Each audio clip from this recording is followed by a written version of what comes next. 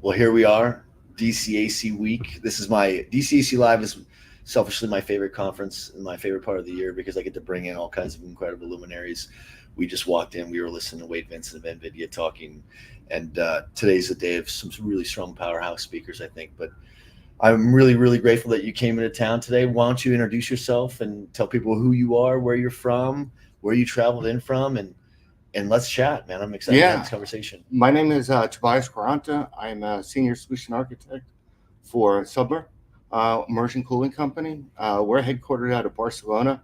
I'm in Northern Virginia, so I'm in Loudoun County and Data Yeah. Center Alley over there.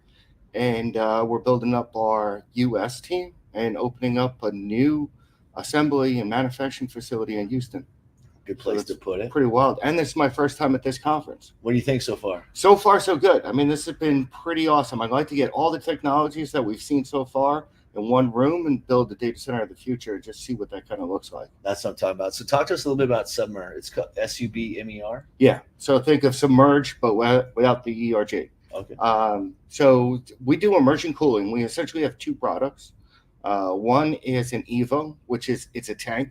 So it's a tank with a CDU, and we put servers in that tank. And just like your Would they buy grandmother the tank that said, come with the servers, or no, okay. no. So we'll work with server manufacturers for that. It's still a little scary to some. So this is all new for some Is this people. like a glycol, some sort of mineral oil, It, dialectic immersion? It is. So chemical? we make our own fluid, and then Shell makes a fluid, BP Castrol makes a fluid, ExxonMobil makes a fluid. So we're fluid agnostic. We essentially build the tank, and then we work with different vendors to make the immersion servers that go in there. So there's no fans on them. The heat sinks are a little bit wider, just because you don't have air, and the cooling capacity for them is a lot higher and a lot denser. So we're looking at servers that have maybe up to 8 GPU clusters on 2 RU worth of space. So very, very dense. So let's start at the beginning. This is headquartered in Spain. This company. Yeah, we're headquartered in Barcelona right now. How did you come to them? So a friend of mine started working over there, and I worked with her over at Equinix, and she gave me a call. She said, "Come on over." I was over at General Dynamics at the time, and I jumped on over, and I've been there about 5 months, and it's been a wild ride so far. And were you already in Northern Virginia? I was already in Northern Virginia, yeah. So I did. My background is, AT&T, WorldCom. Up at Equinix for a while, and General Dynamics, and now over to Submer. So Submer has been around for a bit, and what was the genesis behind that product? Because you explained to me the density capabilities that you guys had, and this is the exciting part. This is the data center gold rush of 2024, right? So for the next 3 years, people like us that are selling picks and X and shovels are going to really be able to introduce a lot of cool solutions for people to try into the industry until we figure out what works the best and what becomes part of the new standard, right? And right now there's just a flush of ideas hitting the market on the mechanical permutation. Where did that company start from? Were they doing Bitcoin miners first that were having the highest level of density per rack, and they're working backwards into AI now? So we do have some customers that are doing Bitcoin, and they looked for that, and that's a particularly different build because that's an ASIC type of computer versus general. I think what we really were trying to do is get that operational efficiency. How do we lower that PUE? What came out of that, though, is now all of a sudden you've got an AI and HPC gold rush. So the effectiveness of the cooling is so much better than what air cooling can do. Even with rear door heat exchangers, hot and cold aisles, you're going from capacities of 5 to 6 kVA per cab, with direct to chip 70 kVA per cab. Some of our pods do 140 kVA per cab, and our largest one does 360. So I think it was originally just done out of efficiency, trying to get efficiency and go for like as green as we can for the technology. But was there a client demand for it? Because sometimes people try to create the greatest product. Engineers will create the greatest, most economically. They won't. It'll make some nerds are so wrapped up in their technology that that's the only thing they think about. They're like, well, if the technology application itself is the solution, then why aren't we just going with it? And then someone that is in finance comes in and says, well, there's a reason, right? I mean, yes, you can make a tier 4, gold proof, bulletproof data center, but be $25 million a megawatt type of thing, right? So you're like, just because you can doesn't mean that it pencils. Your product was designed for efficiency first, and then what was it, client driven, or was it just someone there worked it somewhere else and said, hey, we're being asked to make this mechanical solution already, this is what we're giving to our clients, now we need to adapt on it and iterate to a higher density level product? I mean, what was driving it? The capability of technology would make it to where you wouldn't productize it yet because technology continues to innovate. So you guys productize this, and you guys are feeling like that's going to be a product that range between 360 kW rack or 70 kW per rack in density. That's going to be what will be the standard, and what you're anticipating in an AI data center. Well, I think my opinion is we're about 2 years ahead of the IT that is actually going in, or what customers are deploying today. The two founders, they established a very green company. So they were looking at, what the carbon footprint is of a data center, what the power requirements are going to be, and how do we lower that PUE or get that efficiency down. And that's why they started looking at liquid cooling. And then with the immersion cooling and for our technology itself, like I said, what came out of that was, while we got these great efficiencies, all of a sudden there's heat reuse projects and other projects that we're kind of working on. Not so much in the States, but a lot in Europe. They'll look at heat reuse in Scandinavian areas and stuff like that. So the hot water that's coming off the pipe that we're using off the heat exchangers, that's being used to, that waste heat is now being used to like heat a facility, heat a campus, go to a city. Was there a customer model first? No, I think it came out of, can we solve this issue or this problem? And then looking for, how that fits in. It just happened to fit in with what was kind of going on in the HPC world right now. Makes sense. Okay, so that makes a lot more sense. So now you're seeing it. What are you seeing in this industry? What's the adoption rate of that you're seeing? And is it more from, like, what's the driver? Is it coming from the enterprise end user side more that are, because I've always felt like the enterprise end users are the ones that get to dictate what reliability standards are going to be in this industry and what efficiency standards are going to be in this industry. I know the operators try to do that, but they're not going to go out and create a product that they feel is the most reliable, the most energy efficient, if the client won't make a purchasing decision in their favor. So typically the client or the enterprise end users who demands that these are things that the operators do. Do you see a lot of your business first, or the attention that you're getting, is it really more with the G1K or the Global Fortune 1000, the largest enterprise end users, like the hyperscalers, the baby scalers, or is it the operators that are more inclined to try to adopt your technology? So the hyperscalers is like a whole nother gorilla in itself. Of course. Right. And then there's the colocation providers that are both doing, wholesale colocation and retail colocation. And then there's the enterprise end users. And it's a combination of those. Let's put the hyperscalers to the side right now. Sure. And then let's look at the colocation providers. They have a different business model. So if their business model is power for contracted space, or just space and power, that's what their two main charging points are. If we're coming in and we're going to say, we're going to make it more dense and use less space, that doesn't necessarily fit that current model. The enterprise users, on the other hand, have always been looking for how to fit inside of that colocation provider. But some of the larger enterprise users also have their own buildings. So they might have their own campuses, say 26 or so, and they might have the current cooling that was set up for a 5 or 6 kVA. So they've got a chiller, they've got airside economizers, they've got block redundant systems, but now they're looking at doing some HPC modeling in there. We can come in 25% of that space, kind of build out a much more efficient way of deploying. So it's coming in slow waves with some of these. Most of our customers, because it's new, and they're looking at it, hey man, do you want to drop a hair dryer, into a bathtub? And then you're like, well, that's $150,000 hair dryer. And then if there's 50 of them, well, that's a few $1 million. Yeah. I'm not going to light that up all the way. Whoopsie. So they come in, they're typically doing POCs. They're taking 1 or 2 pods down, and then they're looking at megawatt and 2 megawatt and 3 megawatt deployments as they build out. We have some providers out there for the IT that's going in there that make immersion ready servers. And then you have others that have immersion ready servers, but they're not your typical SKU that you could just go grab off or order from your typical Dell or HPE rep. So let's talk about that because one, I didn't think about it from that perspective. This is why I love DCAC. It's the first time where I really get to kind of put everyone together in rooms where it's an incredibly educational window throughout the years. Most conferences are, in my opinion, they don't have a purpose. They're just there for people to have an excuse to get out of the office and go party in another city. I'm hoping that people do that here, but I hope that they also get to listen and learn. One of the things that I love learning about is like, okay, so you have a capacity limitation to the tubs that you're using. Probably, I mean, you're talking about 1 megawatt, 2 megawatt, 3 megawatt. That could be 2 racks. 1 megawatt could be 2 racks. Yeah. Right. So I mean, like we're really talking about these applications where if you're putting these 2 racks in a tub, would they each individually be in their own tank? Is everything in their own tank, or can you put multiple racks together and immerse them as one?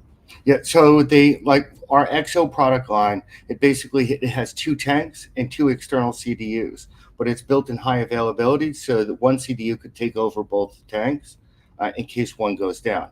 And all of them are kind of modular in deployment. The main thing is to get to a water loop. Some of them will work with dry coolers and we can adapt it, but to be as efficient as possible, we're typically looking at a water loop. And we're looking at a set point of about 55 degrees Celsius, which is pretty warm, but it's absolutely within, as we just heard, within normal operating range for these servers. Our other product, which is an Evo, which is a smaller one, that actually has 2 CDUs actually put into the tank itself. So the CDUs are the heat exchangers and that moving the fluid around. And with that, so we're looking at about 140 capacity, and it's a slightly smaller one. But again, it's modular in deployment. So they have quick connects for your water in, your water out, and your power. So let's talk then about, now I understand how you lay these things into an immersion bath. You were talking about how there are groups that you are partnered with that already have the servers themselves. So you're agnostic. They can use an HP or a Dell or whatever they have that is the ability to go through immersion. But there's some other players that are maybe not as prevalently known that that's what they do too, right? Right. And you're saying you partner with those groups. So if people want the whole thing, they could get it as a service from you. So you could give them not just the mechanical or cooling permutation, but you give them the servers that fit inside of it as well. So no, we don't sell the servers. Okay, you don't. But like somebody like Hypertech will sell our product with their servers. Okay, so that's how it works. Right. How does that whole model work? Who's a Hypertech then? Hypertech is a server maker out of Canada, and they make immersion ready servers native. Okay, and they would probably be tasked with figuring out hey, I want those servers, but you're going to help me with the mechanical solution, and you're one of a couple groups, and they probably say, hey, we have, like, you're agnostic to HP, Dell, whatever, right? They're probably agnostic to a few things too. I'm sure you have some or do you have manufacturers reps that, like, are there other groups like them that you want to engage with in this podcast that'd be like, hey, I can sell those for you too? So we don't sell directly, so we do like to engage with the MEPs. Yeah, through the channel. So with all of the data centers, because while they're all modular in design, they're all a little bit different. They're all a little bit customized. And typically we'll work with the MEPs and the infrastructure guys for that particular data center. We supply all the drawings, the diagrams, what they need, plus our engineering team works with them. They do all the installation, the setup, and set everything up. Bringing everything together like a total package, that would be fantastic, but it's sort of like this conference. It'd be nice if somebody brought everything together in this conference and was be able to package that up and sold it as a modular data center itself. And there's some, I think, that are working towards that, as I have met out in during some of the networking events. But for us particularly, we're trying to supply all the tanks. We're trying to be agnostic. We want as many fluids out there as possible. We want as much IT gear out there as possible that's immersion ready, and then that starts to increase the adaption itself. Right now you have a lot of direct to chip adaption because it actually fits in the current format of a current data center with the racks themselves. Most data centers are going to be looking for like a wet room or wet data center hall, where you actually have the ability to tap into the chiller loop or line. So it's not something you would just put out right on the middle of the floor in a mixed-use resident retail co-location facility, but more of a dedicated approach. So let's talk about water and what the impact is to water to the topology or the footprint of a data center or a data hall now, right? Hmm. I started in this industry where we weren't doing liquid cooling, we weren't doing immersion cooling, and maybe we were at HPC, very small fractional level, but it was all air cooled, Yeah. and you have a lower density per rack, so you could get away with those things. When you started shifting into um, what you're offering, you started seeing there's a lot of differences in the footprint that we have. What what are you seeing some of the trends and what you're seeing as an example? When I started, everything was on raised floor, Hmm. right? 36-inch air plenums, and distribution of power would come from above, typically a whip or maybe a busway type of program. But now with what you guys are doing, I would imagine that, I mean, we made a huge shift as an industry to reduce costs as the price per megawatt became one of the driver factors, and we went slab on grade, right? So we were removing raised floors, and then we were removing the air plenums with them because we started getting to a higher density. So we started figuring out different ways to cool. What are some of the trends and patterns that you're seeing your technology be able to play into, and will it shift some of those changes we made? Like I said, as an industry, many groups standardized on no raised floor. Everything they did was slab on grade. Racks would go down. Does your product, because of all the chill water piping and all the things you have, we don't want to put water above a rack. So if we're going to deliver water to a rack, we want to do it below the rack itself. Correct. Are you seeing changes back in the way that we build these deployments of data halls to where you can't deploy this product without having raised floor? No, no. So I think there's two ways. What we see for greenfield builds is we're on slab, and the water's not coming from above; it's at the foot level. Okay. And as far as with raised floor on a brownfield build, I'm seeing the opposite. Since the floor is already raised, they're bringing the plumbing in underneath. Okay. So they're making use of what we've got some very smart people out there on the engineering side, Yeah. and they're going to make use of what's available today.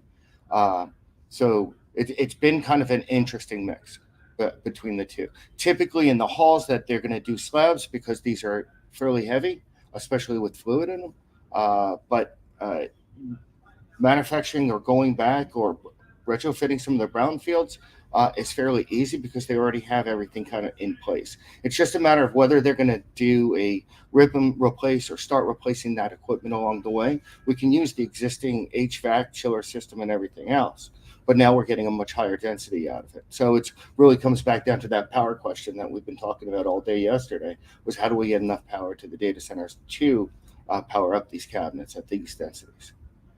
I like it. What are some of the other things that you're seeing? I mean, it seems like you're making your way into the industry right now. You guys started in Spain. Hmm. You came and you started a headquarters in Houston where you're manufacturing now. Yeah, so that headquarters should be up in the next 60 days. So right now we've been manufacturing in Spain and shipping over. That way we can manufacture locally here in America. Why Houston and not Virginia, where you're at, as an example? It's kind of central to everybody. It's Yeah. central to our customers. Sure. There's plenty of good labor here, and a great way for logistics. When did you kind of get into the data center game? I know you were at Equinix and stuff like that, but when did your company get into the data center game? Were they originally doing this for data centers only, or was it for? So the founders of the company, one of them had always been in the data center business. He used to run his own data center, and that he was kind of contemplating going back and forth with, there's got to be a better way to run this. He sold that data center and then had been working on this technology, and that's Danny Pope and Paul. Those are the two founders of the company. Where they live? They live in Barcelona. Okay. And then what's the presence that you guys have? You're one of many, I'm sure, that are in Texas, but are in the company in the United States. But where are you taking your guys' strategic initiative? Are you trying to grow primarily in Texas? Are you chasing enterprise only? Are you trying to get to Northern Virginia and all the other NFL cities? What is the plan and the strategy to deploy this, and then how can we help? Yeah, so we're heavy in Europe. We're in Asia Pac right now too, and we have our R&D hardware and wet labs in Europe. We've got new R&D wet and dry labs going up in Houston, and we have people deployed in offices for Denver, the West Coast, Seattle, Virginia, New York and New Jersey and Houston. So we're pretty well covered on the United States right now and are going to be hiring. What we are looking for is additional people to understand the technology, start adapting to technology because it's scary at Dude, first. these are new. It's bloody going through the wall when you're the most advanced form or cutting edge of technology. What we do, I believe, like you said you're. It's interesting how you said you guys are about 2 years ahead of your time. I would say that I would have thought that until listening to Wade and stuff like that. But I think Right. that you're 2 quarters ahead of your time. I think that what you're going to see is the demand for a product that you have the ability to fill, or the solution that your product can provide, is going to be much more prevalent before the middle of next year. Most of the customer interest right now is coming in saying, I need to build out 1,000 GPU cluster. Here's my space and requirements, constraints. How can you do it in a typical data center fashion? It would be of a certain size in order to cool that because they work on CAB equivalents. And then in ours, we can probably break that down to about 25% of the time. Most of the thing is you're going to see mixed use spaces because some of your switch gear doesn't require that high, kVA or density. Some of your other servers that don't. But when it comes down to these GPUs that we're looking at right now and these GPU clusters that customers are trying to deploy, we've seen a lot of asks specifically just around that. So is your product, is it available only on a CapEx model? People have to buy it, or do you guys have the OpEx model where they can lease it from you as a service? Or Right now, it's a CapEx model. okay, Yeah. I got it. So talk to me about what the plan is, and what's Nirvana look like? Who is the ideal client that you have for that product? And I know that you have a wide aperture. You could go between 7 and 300. Was it 360 kW per rack? You said. Yeah, up to about 360 kW. And if we wanted to do high availability, that would be like if we turned everything on. If we did high availability with two tanks, we can do half a megawatt. So that really breaks it down. But you're looking at very dense because you're looking at using maybe 100 RUs between the two. Um, and those come in like Well, 19 and even not 21 like not. inch. Let's Even say the RU. Like, even let's if talk about that for a second. We don't even need the chassis. So what if you got rid of the chassis? Because we don't have the chassis are just there to hold the fans and everything like that. But then you can just start stacking boards and chips together. I mean, there's other things that you can take it further. You just need that the adoption to start increasing for what those particular applications are. And we're seeing a lot of that in this sort of this AI race with the H100s, the H200s, and now the B200s. So that's what I'm asking. I'm trying to figure out what the sweet spot is, because it seems like a very, like, everything in this space right now is complicated for the first few years. Like, Mm-hmm. getting our minds wrapped around some new construct of energy or cooling is, it just takes a little time, right? Because we originally built data centers and designed enterprise data centers even for financial institutions at a different tier level. And then as soon as we figured that shit out, then all of a sudden we had to build for cloud. And then all of a sudden we got that all figured out, thought we had it on lockdown on an efficiency perspective. And the next thing you know, we're building AI. And AI is building a bigger footprint. Like, they're building campuses, or gigawatt campuses now, Right. right? So how does your product, is it designed with a price point of efficiency where you get a better price at scale, in volume? Or one of the things that's slowing down AI is the function of economics, right? It's not, technology is always ahead of everything else, but human biology, it doesn't iterate as quickly, and finance needs a little bit of time to make sure they figure out how to pencil it out, right? Right. So my thing is how, like, what's the sweet spot? Is it 1 meg, 2 megs, 3 megs? Because after that, then that's what you would spend a lot of money into for Ferraris. But some things you just have F-150s that you need to cool as well, right?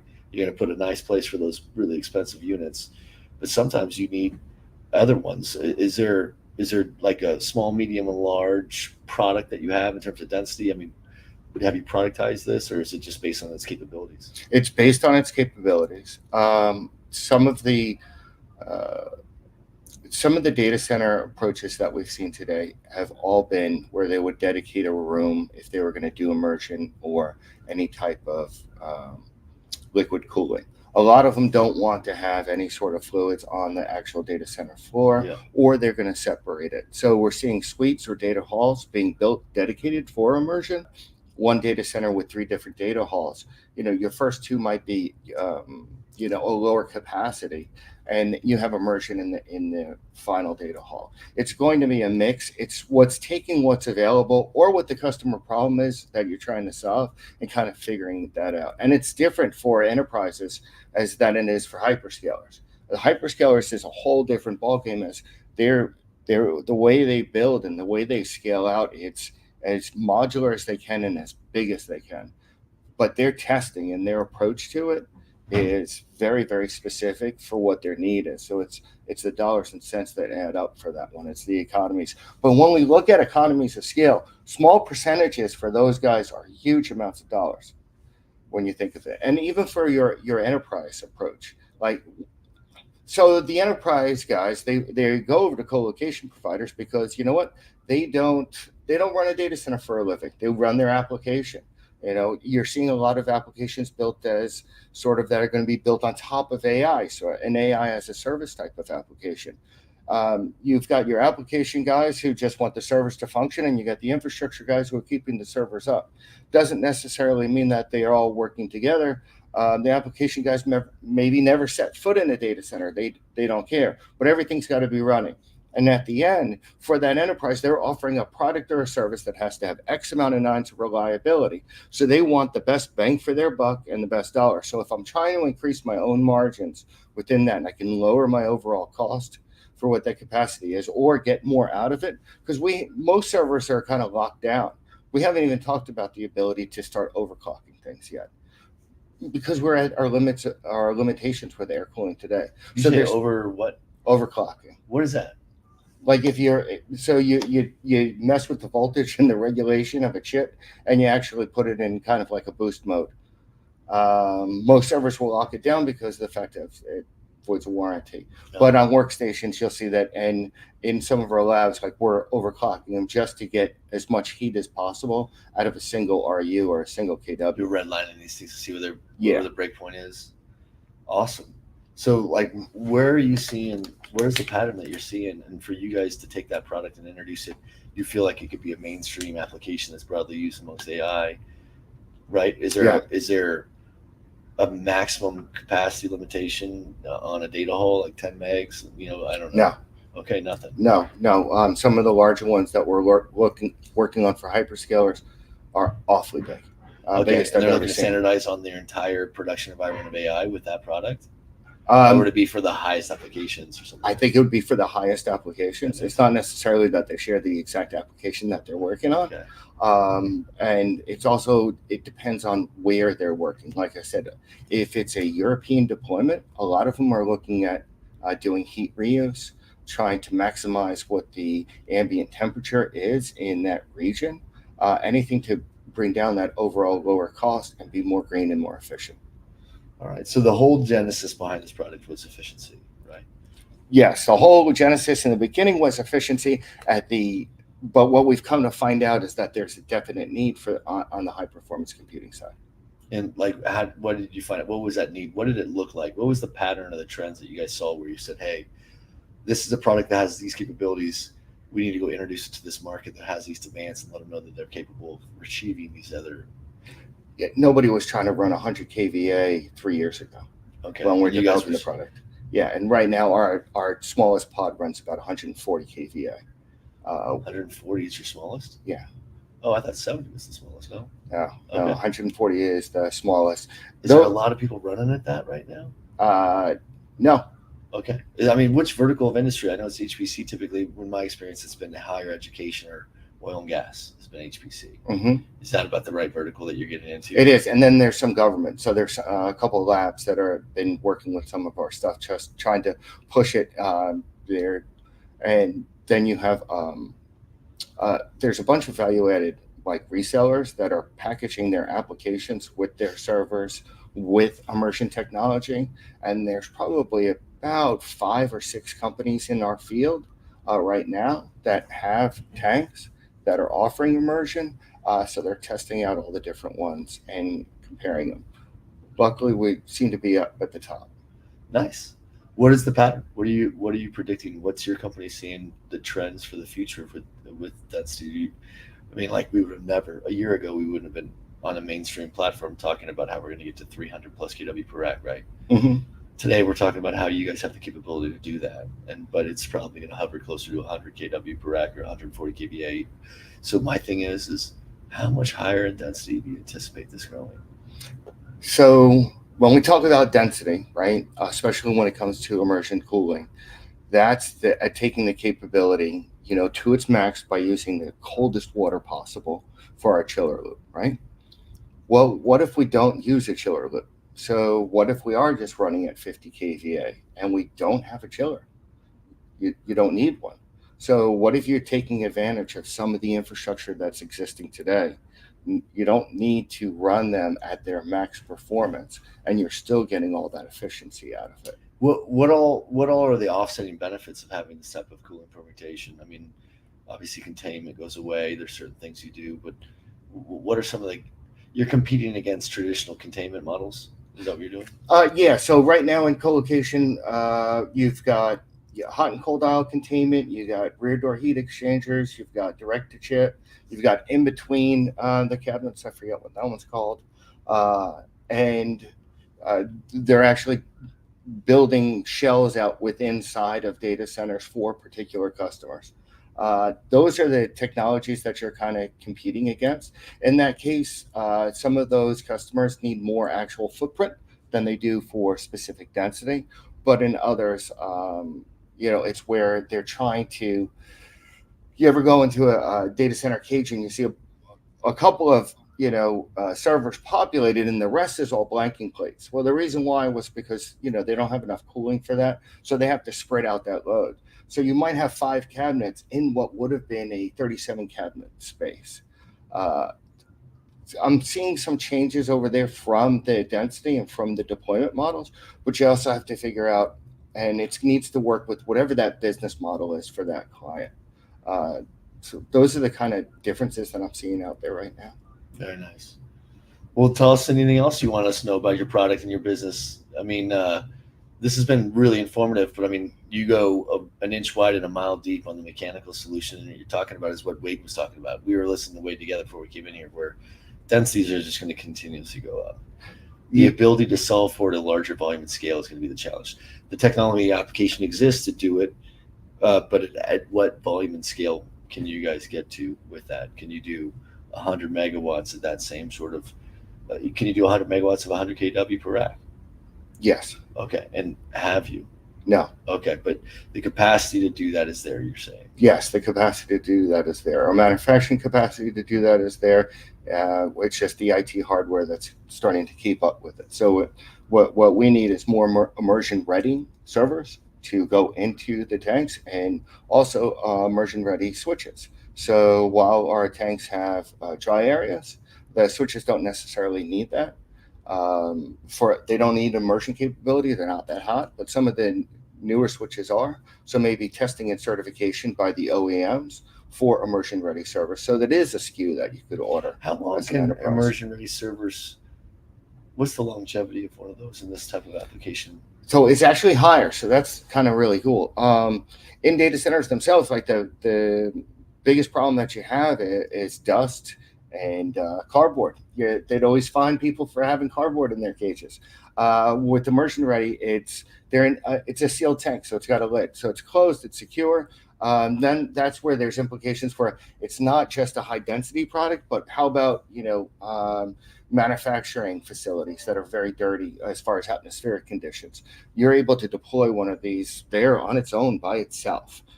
You can deploy it to hospitals. You can deploy it to let's say rural mining areas, Okay. where we're taking a cargo container and filling them with a bunch of pods and sending that over. It could be a standalone.